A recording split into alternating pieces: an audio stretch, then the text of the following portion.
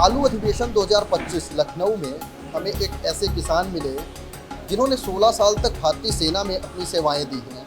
अब ये किसान हैं और खेती कर रहे हैं। आपको सबसे पहले राहुल जी किसान तक में आपका बहुत बहुत स्वागत है।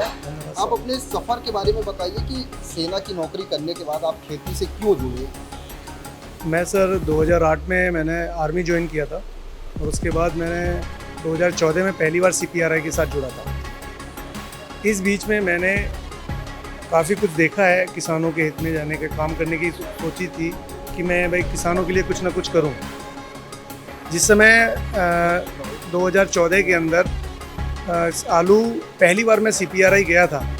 मैं अपनी एक भैंस को बेच के CPRI मैंने अपना एक जर्नी जो स्टार्ट की थी अपनी गोफेलोज को बेचने के बाद उसका जो पैसे अमाउंट से मैंने अपना सीड लेके आया था फर्स्ट टाइम CPRI से। नहीं, मेरा सवाल ये है कि ऐसी कौन सी चीज़ थी कि आप सेना में रहते हुए खेती की ओर मुड़े? ऐसी क्या वजह रही? मैं वही चीज़ बताना चाह रहा हूँ जो 2014 में मैंने फर्स्ट टाइम आलू का सीड लगाया, तो आलू का जो सीड था वो मुझे उत्तम क्वालिटी का नहीं मिल पाया था।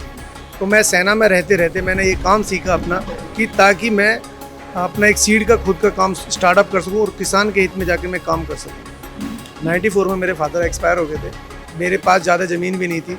मैंने अपना मन बना लिया कि मैं सेना में से अपना रिज़ाइन देके अब मैं खेती करूँगा।